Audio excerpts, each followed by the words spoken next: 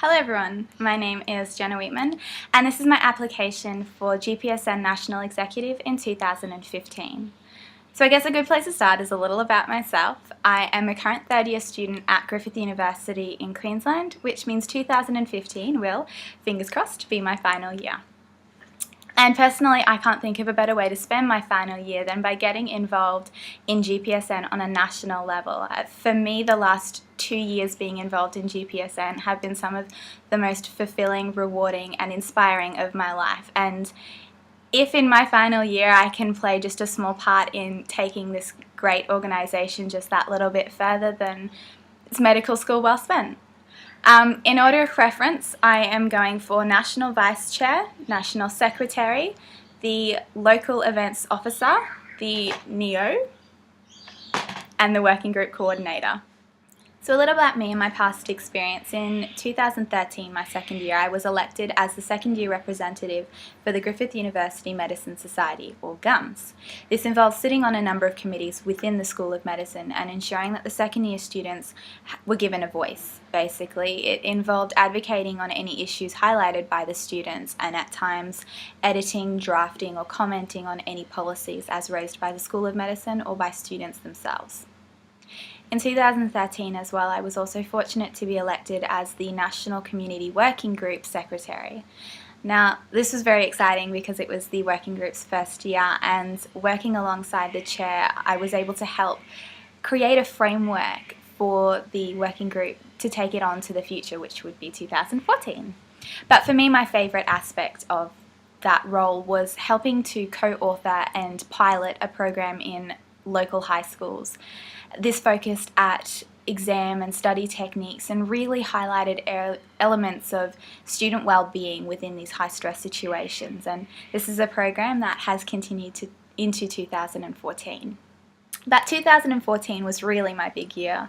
I was fortunate enough to be elected not only as the GPSN chair for Griffith University, but also as the advocacy officer for GUMS, which was basically like the second year representative, but instead of just representing one cohort, I now represented all 4 cohorts and had a subcommittee of year level representatives and hospital representatives to make sure that we had an adequate voice for students across all year levels and all clinical locations. This role also had a very strong involvement in the AMC accreditation visit that happened at Griffith University this year. This involves the writing and submission of a student report and meeting with the AMC team themselves on a number of different panels.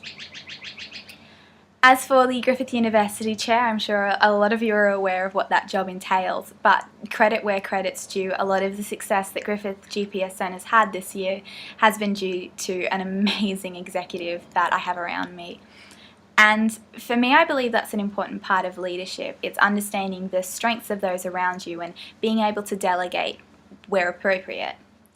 Now, I don't want to take up too much more of your time, but I guess the best place for me to finish is to talk a little about my vision for 2015. As I've mentioned, I have a pretty strong background in student advocacy, and it's definitely an area that I would like to see GPSN move more into in 2015.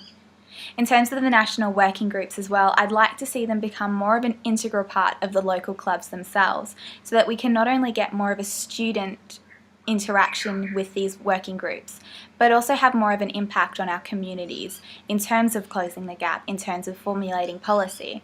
I would like to see them really get the student backing that they deserve. And lastly, I have a bit of an interest in research, having previously done a year in neurodegeneration research. And I'd like to bring that element of research into GPSN and start exploring things like student attitudes to general practice as they go through their medical program, or start looking at what really makes a good GP practice, so that we can not only help the future of students who go through general practice training, but also just add that little bit extra to the realm of general practice itself. It's our way of giving back. So, thank you very much for listening. If you've made it to the end of this video, top stuff. I know that there are a number of very worthy candidates for any of the positions that I've nominated for, and I really do appreciate your consideration.